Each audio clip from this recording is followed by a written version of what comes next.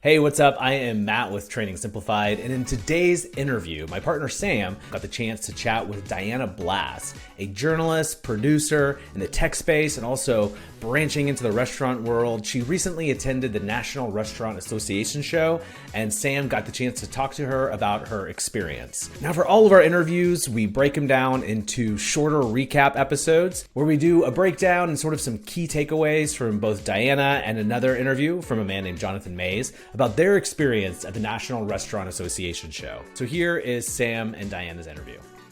All right, Diana, thank you for joining us today. Excited to have you on the podcast and talk to you a little bit about your history and your experience, and specifically your time at the National Restaurant Association a couple of weeks ago. Yes, thank you. I'm so excited to be here. I mean, already we've had so much fun talking about some of the trends we're seeing in the restaurant industry, so I can't wait to share that today with your audience. Absolutely. Absolutely. Well, let's get started a little bit. Let the audience know a little bit about who you are and your background a little bit. How did you get from where you were to the show this year? Yeah, definitely. So I will always be a journalist at heart. That's how I always describe myself. And today I now work under my own brand. I have my own production company where I produce and sell various forms of digital content, whether it be podcasts or digital documentaries, although I do some commercials for private vendors also. So yeah, I started off as a journalist. I worked in TV initially, and then I moved over to digital, primarily in the tech scene. So there I was really focusing on enterprise tech along with those who are buying and selling it, really good overview of technology. And then I decided to go out on my own, and I still worked in the technology space. I focused primarily on smart cities and IoT, and I was producing documentaries in that space. So a lot of fun traveling until the pandemic came, that is, and the traveling came to a halt. Yep. But it was really cool to see how the technology I was reporting on was then being used. So at the same time, I was also continuing to work with some various B2B brands, producing content for them. And one of my contacts in the tech side moved over to food. And I was introduced to a whole new world of culinary. And I started to work with media brands over there, producing documentaries for them about food trends and restaurant operators. And then I also still work in the tech space too, with podcasts and documentaries, but it's been a lot of fun exploring food. And actually it's amazing to see the crossover, of how the tech solutions I've been reporting on for years are now making their way into industries, especially restaurants. Well, I think that's fascinating that you've got this technology's been evolving for a long time, and it feels like it's a reckoning now in the restaurant industry where it's all anybody's talking about. So I think fascinating there. And then your background as well, coming at it from the journalist side or the reporting side out of it, you get a wide view of what's happening across a lot of places in the industry as well. Yeah, I think so. I mean, again, for me, you hear so much buzz in tech and it almost gets frustrating at points. Think about the metaverse. We were at a time where everybody's talking about the metaverse, we're all setting up offices in the metaverse. And now I literally hear nothing about the metaverse. So that can get almost frustrating at times with technology. You hear a lot of pilot projects too, when it comes to smart cities, and not a lot of it scales. And so when I come over to a specific industry like restaurants who need technology to survive, and you see the value it brings, and you see how the technology that at least I've been reporting on for years is coming to life, it is really cool to see, again, it was a lifesaver for them during the pandemic, but restaurants also were slow to adopt technology. And so a lot of other industries that adopted it sooner, kind of overcame some of the hurdles there, but restaurants are now going through them today when it comes to the digitization, the labor issues and all of that, how to integrate the data to make it work for them. So it's definitely really interesting to get that up close look. I love it. I mean, let's jump in right there, because I think one thing, you were at the National Restaurant Association convention a couple weeks ago, and there's everything there. And I'm assuming technology, like you just said, played a big part in what you saw. So I'm curious, as you talked to folks there and you saw vendors and platforms across it, what are some of the tech trends, but trends at large that you saw while you were there? Yeah, definitely. It's hard to pinpoint a trend at large. There's just so much at play, and I really want to do that for you, but it's hard to have that concise of an answer. If I had to say one thing, of course, it's the economy, because here we are. Either some may say we're in a recession or we're near one, and I think restaurants are very cautious about what's going to happen next. They were facing, probably one of the worst industries hit by the pandemic with the closures. And then since the pandemic, they've had a hard time with inflation, supply chain challenges, and hiring. So that definitely plays an overarching theme here when it comes to digging into those like sub trends from there. And so with technology, you see a lot of solutions that are streamlining offerings, that are allowing for restaurant operators to more closely engage with their customers, to personalize their solutions, and also have better communication, not only with their customers, but with those who are working at the restaurants, to share information. And then on top of that, lastly, is just how to overcome those labor challenges. And as much as we don't want to talk about how technology is replacing labor, this is one industry where maybe it's not the worst thing to have that happen. So definitely tech at play. And then from there, we saw some plant-based offerings. I would say, I would actually describe it more as just the consumer today is definitely more conscious over what he or she's putting in her body. And therefore, we're looking for healthier solutions. So plant-based, maybe that's also a sustainable solution rather. But alcohol, there are alcohol-free alternatives. There's all natural alcohol, organic solutions that I saw. So I would say those were the key themes there. And the last one that I'll touch on when it comes to technology is a third-party delivery and the impact that that's had on the industry. When it comes to how we order food through Seamless, Grubhub, DoorDash, and different apps like that, which once were a lifesaver for the industry, is now actually harming it in some ways. That's so interesting, especially as you give the umbrella of the economy is really driving everything from inflation. I think prices are top of mind for everybody right now, but also what restaurants went through. You're spot on. If they were closing, sales went to zero, then you have to ramp up. People want food more than ever, but through delivery services. Maybe let's start there. Talk about, you mentioned some of these technologies for third-party apps, but you're seeing the other side of the sword now is great because it's a new revenue stream. It's a new way to connect with consumers that maybe restaurants weren't connecting with before. But what's the other side that you're seeing that you've kind of been exposed to lately? Yeah, definitely. I found this shocking, that just how harmful these third-party delivery services could be for a restaurant, because there isn't too much transparency when it comes to the fees. Anyone who's used Seamless or one of the other apps, when you put forward your order, you see all these fees that come down, and it's not always clear, well, where are these fees coming from? On top of that, you may see that the dish that you're ordering is a higher price on the app than it would be just by ordering through the restaurant. And that's because the restaurant's in trying to overcome the fees that are added, that they're facing from using the service. And also they don't share the customer information. And that's interesting to me because, sharing customer data is always tricky. But when there's a problem with the order, the customer gets angry with the restaurant, not through the app. And the restaurant can't do too much to overcome those challenges when they can't directly get in contact with that customer because they use that middle party, a third-party delivery app, to place that order. So there's actually a new nonprofit on the market called Digital Restaurant Association, DRA, who's trying to overcome the issues that restaurants are now facing as a result of the digitization of the industry, specifically the third-party delivery apps. And what really sticks out to me about what this association told me at the show is just painting a picture of the industry, how different it is from other industries. You think about airlines and hotels when Expedia came to life. And this Expedia is so similar to third-party delivery and the third-party delivery apps, right? Like you're having this one source where you can go and find all the information you need. How great. But hotels and airlines are made up of much larger players who own much of the industry. And restaurants are completely different. You have mom and pop locations. You have, some with hundreds of locations. And yes, of course, then you have McDonald's and the Chipotles.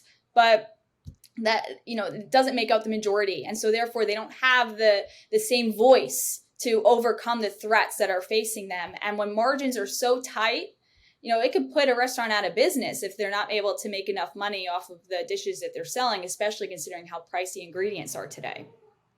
Absolutely. So this was the DRA, the Digital Restaurant Yes. Association. Association.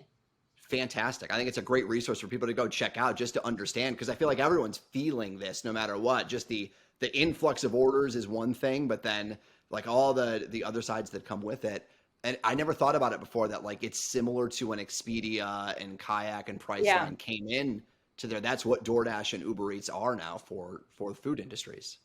Right. Yeah, I didn't think about that either. And what's frustrating about technology, and even just as a small business owner myself, you have to be good at everything. And it gets exhausting after a while to know how to overcome different things being thrown at you, to be competitive, to have all your ducks in a row. And so, yeah, I think an association like this, from what I understand about it, is great because it's just a place to turn to help you get up to speed with some of the issues that you just personally can't really overcome. That's great. So is there intent to advocate on behalf of restaurants then and try to work with some of these to maybe since they don't have the voice that American Airlines and Delta and United have, to be that voice for the larger restaurant community? Yeah. So that's exactly the thing. They do offer tech solutions for these restaurants and training, but on top of that, they go to Capitol Hill and they advocate on behalf of these restaurants and in state to state as well. So it'll be interesting to see. They launched in April, so it'll be interesting to see what comes of the association and the changes that they make. That's great. All right, we go back to the economy then. It's always a great subject. It's fascinating, and we're all living with it right now. But you mentioned labor, and I feel like labor is top of mind for everybody, and especially for restaurant operators, food and labor are the two biggest drivers. What kinds of stuff did you see, or what did you hear about when it comes to labor and what folks are doing with technology or automation inside restaurants at the show this year?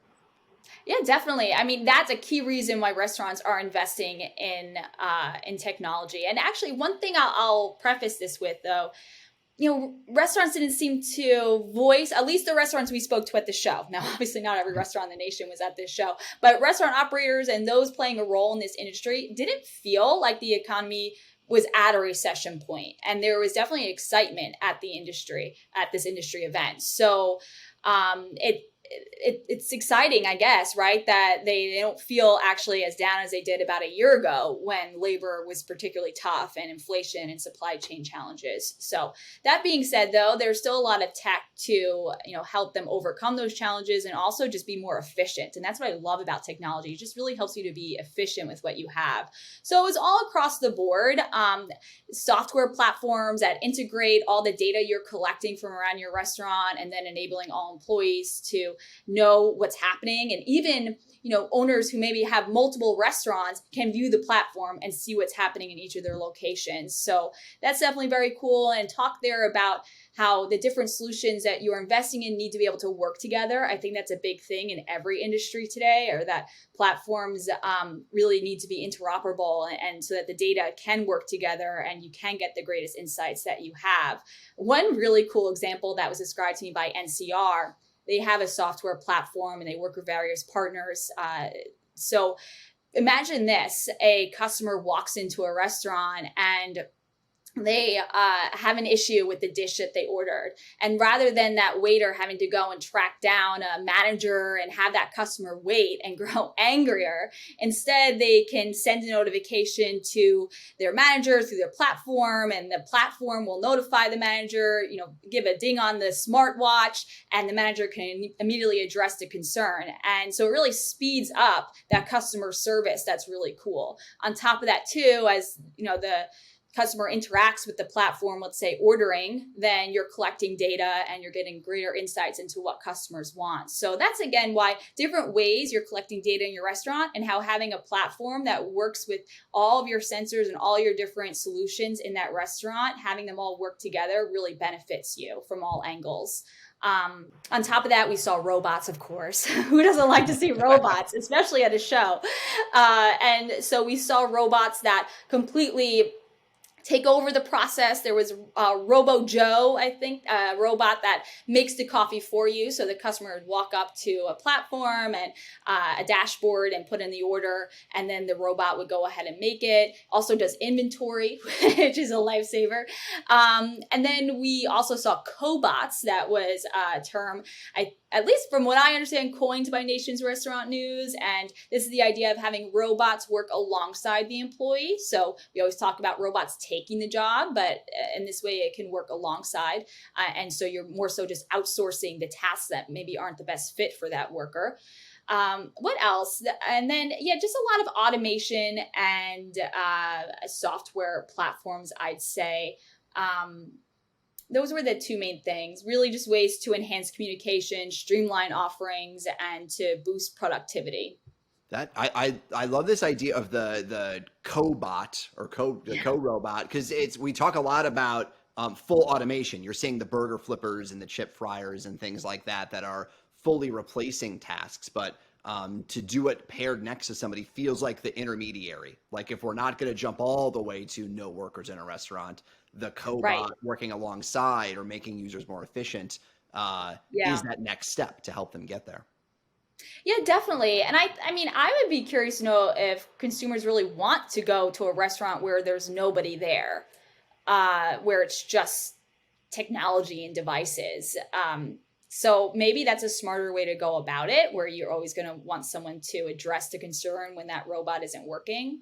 Another thing I'll add is that you're also seeing more, IoT devices, more sensors being deployed, anything that is helping you. And like, even if there's, let's say, a fire or a flooding situation, having a sensor there that will detect when emergency situations like that are happening. And that's another reason why having the platform that can incorporate that data along with all of your other insights you're gaining around a restaurant really makes you into that smart restaurant.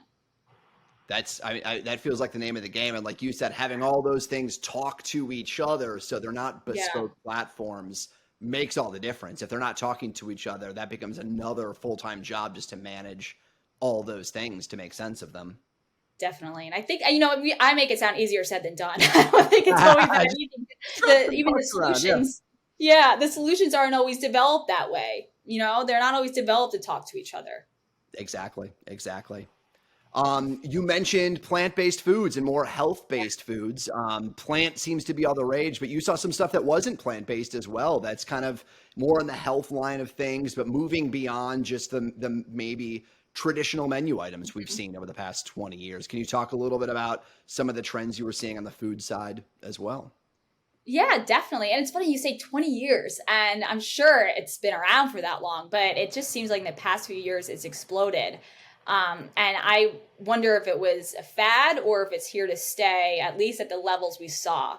And when you look at the grocery store, I think Impossible Burgers aren't selling at the levels they used to be. But when you're at the Restaurant Association show, it's mad with plant-based offerings. You would think it's the top selling product every day. And as you mentioned, it's not just food, although we saw some innovation there with seafood offerings, plant-based shrimp, for an example. I think of course, plant-based sushi and things like that. Actually, I read about plant-based dumplings, like which I didn't know was that big of a deal. More so the wrapping of a dumpling being plant-based, which I didn't know really had too much incorporation there. But that being said, I did come across a corn-based straw. We all know the straw dilemmas in this country. Yes. I don't know your take on paper straws, but they don't really seem to be doing that well. But corn-based straws take 3 hours to dissolve. So how often do you have a drink that lasts 3 hours? So that could be a promising evolution of the straw. I will take that over stainless steel. We tried to go stainless steel straws, and I cannot deal with stainless steel. That feel in my mouth. Yeah. I'm not into that. Yeah, and I guess you're not going to freely give out, stainless steel straws all the time. So. Exactly. That's interesting though. So maybe even like biodegradable straws, so that at least if it's, you're throwing it away, it goes away at a certain point. Yeah, definitely. And at least it's interesting that the industry is acknowledging that. Acknowledging that that's another way to incorporate sustainable offerings into restaurants. It's not just through what we're eating, but the tools that we're using. And I was, from my perspective, and it's a relatively new perspective because my first time at the show, but it seems like that's new, right? Because it used to always used to be about what we were eating, the plant-based meats and stuff like that. So now it's becoming into the plant-based tools for food service. Very interesting. You mentioned as well that there's some new ingredients being added to things like alcohol, for example, where we're trying some new things. You mentioned maybe a little bit of CBD being released out there. What's happening in the alcohol world that maybe is new and exciting? Yeah, that was interesting. Alcohol,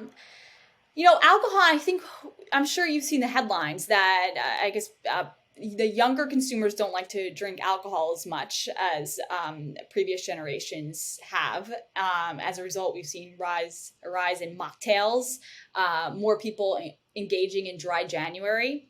And I mean, I personally, I think the conversation has turned too much towards alcohol is bad for you rather than maybe moderation. But it's definitely interesting to see that rise of alcohol-free alternatives. And so one of them at the show was CBD infused seltzers. And the idea is that you have one, you're feeling okay, you get a baby buzz, I think was described, and then you have two and you feel sleepy, which is interesting. But the idea is that people feel more comfortable holding something like that because the whole idea is that when you're out, you still want to have something, or you still want to feel something that gives you that takes away the stress for you. So it was interesting. I mean, honestly, I was intrigued by it. I'm a bit of a health nut, and so I was like, maybe I'd like to buy some of this. It's interesting though to take a look at where it's legal and where it's not. Now, federally, marijuana still remains a classified drug, scheduled drug. And state by state, even in places where it's legal, it's very hard to sell to. So I believe the company that I interviewed is based in Illinois. And they were saying how California, even though it's legal there, that California wants to promote brands within California. And so they can't easily ship to California and sell it. And so it's interesting the roadblocks that they're facing there. And I'm curious to know how it'll take off. I mean, even when I was looking at the market, trying to add some more research to the reporting, get a better grasp of it, seemed like CBD coffee is a really hot thing. And that's the biggest, the most interest is around that. But CBD seltzer was, they were tracking conversation on social media, and they said that it rose maybe 40% in the past year, the conversation around CBD infused seltzers. But it's still relatively low, but the expectation is that it'll rise as more people look for alcohol-free alternatives. So it's interesting. The FDA still warns against it. They actually say that people face heart palpitations and dizziness and things like that. It's actually pretty interesting that they're that forward with the issues that they're facing with CBD infused seltzer specifically. So interesting. It feels like that's one of those tricky ones where you hear CBD and all of it's taking off, and yet it's so fragmented state by state. Yeah. That feels like that one might take a minute to launch if it ever does. Yeah, it's interesting because you could totally see the appeal, especially among younger consumers. Again, you could see the appeal. And I'm in Manhattan right now, and there are all these CBD shops around, but actually many of them are technically illegal because they weren't opened under the proper licenses and stuff. But there's still many CBD shops around here. And in fact, those are what's opening, and other more traditional stores are closing because just of the way that corporate, offices are working right now, corporate leasing. So yeah, I would be curious to watch that market for sure. Interesting. Very interesting. Okay, we've talked through the economy, through technology, plants. We've covered a wide variety. I'm curious, thinking through the NRA is a big show. You've got a lot that went on there.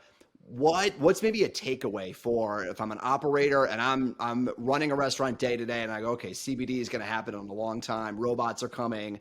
What's something I can use today that you learned that maybe is a quick takeaway? Something to think about for an operator today. Any advice you would have? I mean, my takeaway really stems back to the third-party delivery conversation we were having earlier, and really just how you can boost your offerings online as well. Majority of revenue comes from online delivery today, or at least a decent portion of it. And I think that it is critical for restaurants to think about how they can be most competitive when playing in that arena. And so when I hear about the issues surrounding fee transparency, costs, like pay parity, customer data, those are all things that I'd really want to get up to speed on so that I can ensure that I am, playing at my best ability when it comes to sales there. Absolutely. So, I mean, it feels like there's some element of, we know consumers want that. There's always going to be consumers that are using your DoorDashes and Uber Eats to go through those. But, there's also consumers that don't want to pay those extra fees, that don't want to do that. So, it sounds like a little bit of like also focus on those customers too. Don't ignore those ones that are put off by it and try to find ways to market to them Right. locally or talk to them directly. Yeah, I mean, think about so much power we have over social media, and many times people will also go to social media to look at the pictures of the food to get a better idea. And so I really think it's about communicating to the customer about many times that the prices will be lower if they directly order through that restaurant rather than going through the app. Most people want a deal, and that's a great way to start. I also think that from what I learned, Google doesn't add fees the way that Seamless and DoorDash and the other apps do. So even promoting Google delivery services to your customer would be beneficial so that they still can have that app feel, or at least see all the restaurants in their area. I guess from what I understand, Google doesn't play games when it comes to ranking the way that some of the other apps do. I mean, that's just from my reporting. Is the DRA was explaining to me that these apps very much, they have sponsored restaurants higher up because they have more money at their disposal, they can pay. So on top of the fees that they're paying when somebody orders through the app, they're also, having to pay more just to be more visible on the platform. So there's a lot to think about there. And that's why I think it's just such a game changer. We talk so much about technology and all of this, but at the end of the day, a restaurant wants to make money. And when you think about all the money that's being lost here, it's an important conversation, I think, to have.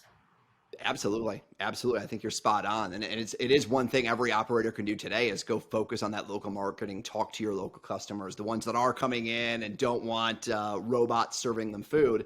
Yeah. Keep the humanity inside there, keep the hospitality going a little bit, but also save them some money, make you some more money along the way, while still leveraging. It's not to ignore the digital offerings, but don't forget about those other customers, a way to maybe take some action today on that. Yeah, definitely. Definitely. Love it. You said it was your first National Restaurant Association, right? Yes, it was. I've been to tech conferences all these years.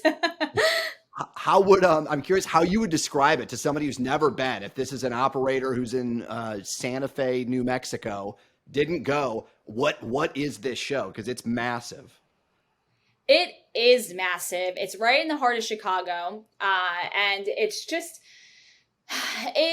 every food offering you could imagine is on display. It's hard to not eat an entire meal before you get to your next interview because there's just so much food at the disposal. And it's amazing how much food they're producing within 8 hours that the show floor is open. Maybe it's a little bit longer. I think it's from 9 to 5, or if anything 8 to 5. So there are full scale kitchens creating these dishes. So it's really, really cool. A lot of different types of conversations to be had too. I mean, think about everything that we went through today, from the economy to the alcohol.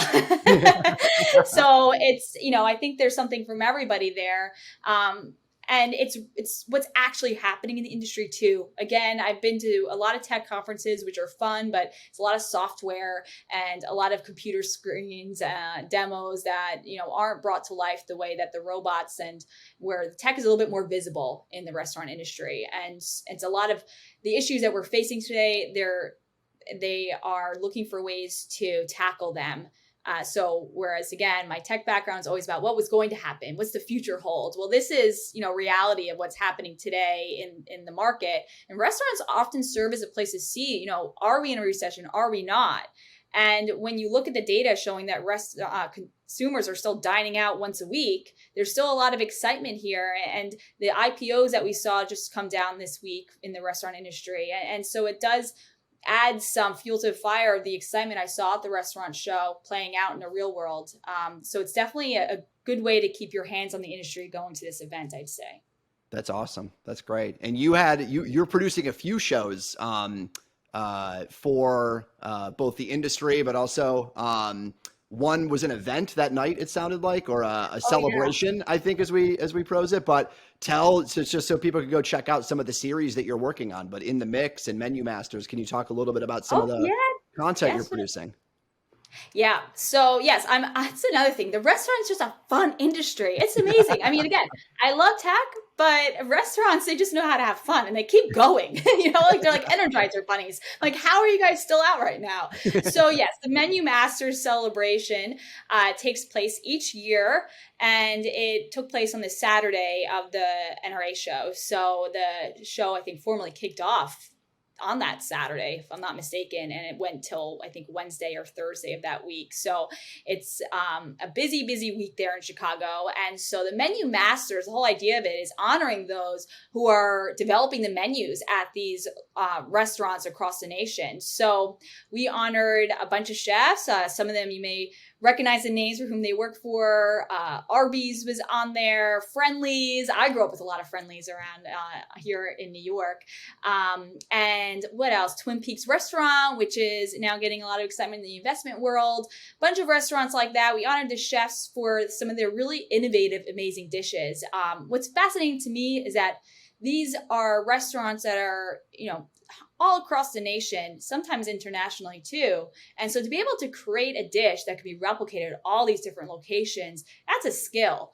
And we put that skill to the test in the lead up to the event. We had a cook-off for one day where we flew in these chefs and we paired them in teams and we tasked them to create a unique dish that would be served at the Menu Master celebration during that week in Chicago of the NRA show. So then they excelled. They in fact created more than one dish. Sometimes they created 3, but it was a lot of fun. And we created a cooking series that's now on the Menu Masters YouTube page that followed these chefs as they collaborated. You hear them discussing different ways that they can create these menu ideas, these dishes, and then you see them in the kitchen bringing it all to life, and then ultimately the taste test that followed. So it's a lot of fun following that and seeing it all come to life at the Menu Masters event, where it had to be replicated by the Drake Hotel, all those dishes. That's fascinating. And I love that you've got a YouTube series that you can follow along and kind of see it all come to life if you weren't there. So that's even better. Definitely. I mean, hey, that's a message for restaurants too of how to promote an event. I think oftentimes we just think about putting out social media alerts that, don't always spend too much time promoting the event, and you're not bringing some of the characters to life. And so this is a really fun way. I mean, kudos to Nation's Restaurant News and Ventura Foods. They came up with this idea that they wanted to create a cooking show to coincide with the event lead up.